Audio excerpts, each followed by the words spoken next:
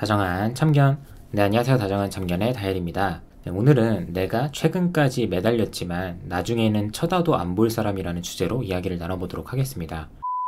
지금까지 수많은 이별을 지켜봐왔지만 이별을 하고 내가 상대에게 매달리고 나서 그때는 내가 왜 그랬는지 정말 잘 모르겠다.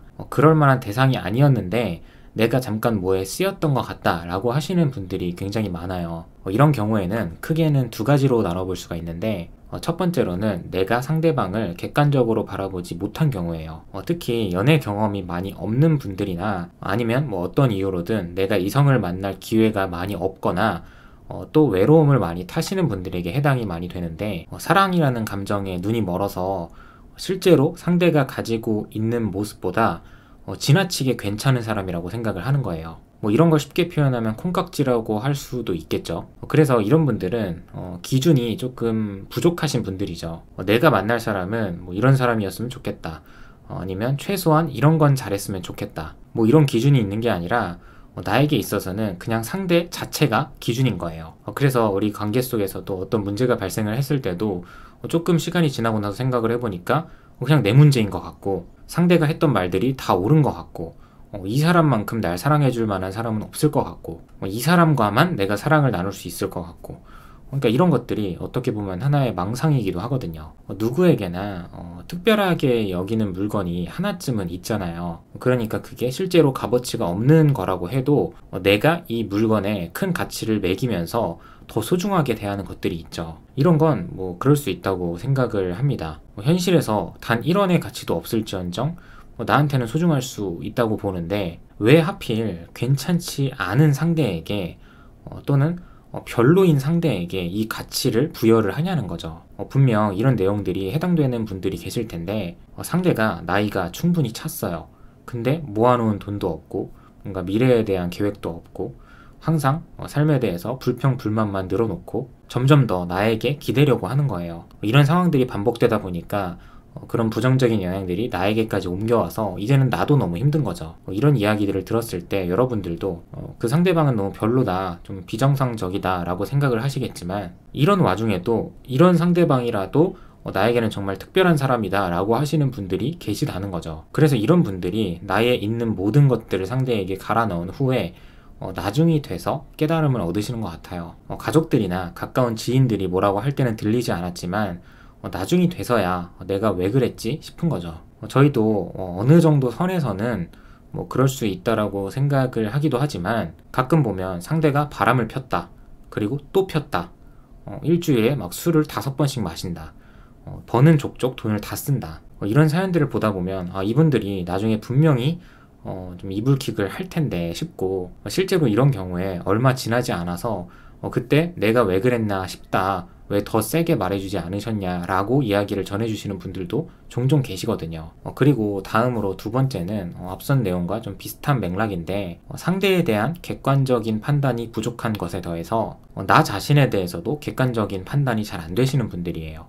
그러니까 나 스스로에 대해서 지나치게 낮게 생각을 하는 경우죠. 이거는 흔히들 자신감이 너무 없는 상태 또는 자존감이 많이 낮아져 있을 때 연애를 하시는 분들에게 많이 나타나는 경우인데 이게 모두 맞는 부분이라고 말하기에는 애매하지만 어쨌든 주변에서도 대부분의 사람들이 내가 더 아깝다고 하는 거예요. 그리고 객관적인 지표를 봤을 때도 내가 상대보다 우월한 부분이 더 많은 거죠. 근데 과거의 연애에 대한 안 좋은 기억 때문이라든지 아니면 이번 연애에서 상대에게 너무 빠져들었다든지 연애를 시작할 때부터 연애가 끝나서까지도 내 장점에 대해서는 별로 생각을 안 하는 거예요. 결국 객관적인 판단이 안 되고 있다는 거고 그냥 내가 상대를 좋아하는 감정, 내가 상대를 사랑하는 이 감정 이런 부분들에만 지나치게 치중되어 있는 거죠. 근데 그 상황에서 나만 다시 상대를 만나고 싶다고 생각을 하기 때문에 더 객관화가 안 되는 거고 안 그래도 낮았던 자존감만 더 떨어지는 거죠. 근데 객관적으로 다시 생각해보면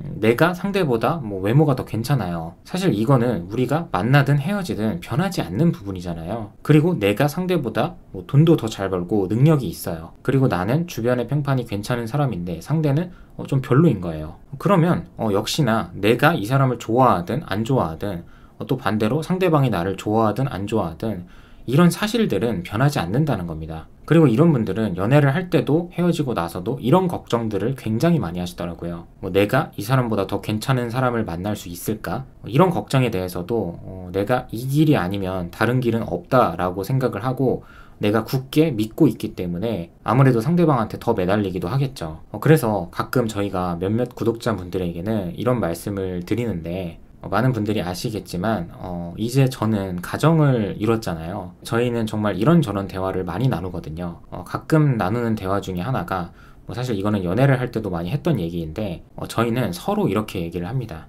저는 희덩이에게 사실 나는 너가 아니었어도 더 괜찮은 여자를 만날 수 있었을 거다. 확신한다. 마찬가지로 희덩이도 나도 오빠가 아니었어도 나한테 훨씬 더 잘해주는 유능한 사람을 만날 수 있었을 거다. 확신한다.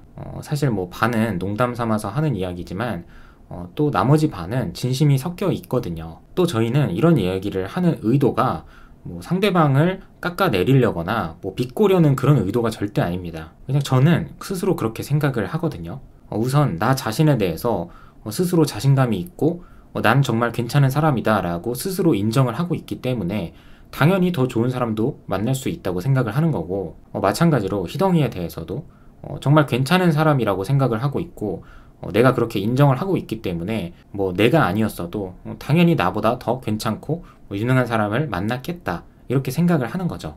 사실 저희는 결혼을 했는데도 이런 이야기를 하고 있는데 어떤 경우에는 내가 이제 20대 초반 또는 20대 중반이래요. 이외에도 다양한 나이대가 있겠지만 내가 앞으로 경험해 볼 수 있는 기회와 시간들이 너무나도 많고 발전 가능성이 너무나도 큰데 이제 얼마나 만났다고 얼마나 많은 것들을 경험을 했다고 그 사람 없이는 못 살 것 같고 그 사람보다 더 좋은 사람을 못 만날 거라고 생각을 하냐는 거죠. 근데 결국 이런 것들이 사실은 내 감정이 정말 폭풍 같을 때 겪는 일들이고 또 앞서 말씀드린 것처럼 헤어졌다고 한들 내 외적인 부분이나 내적인 부분들의 조건이 변하는 건 아니기 때문에 결국에 깨닫게 되시더라고요. 그리고 이런 경우를 가지고 흑역사라고 이야기를 하기도 하고요. 그리고 마지막으로는 이런 분들이 지난 연애에서 너무 별로인 사람을 만났거나 또는 안 좋은 경험을 한 경우에 우리의 연애에서 나타났던 문제들에 대해서 지나치게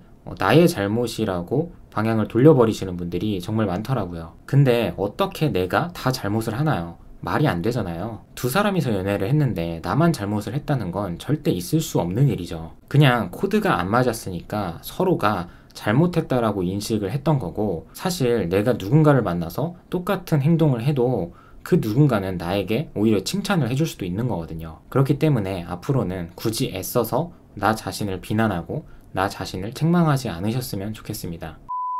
네, 오늘도 영상 시청해주셔서 감사드리고요. 지금까지 다정한 참견의 다일이었습니다.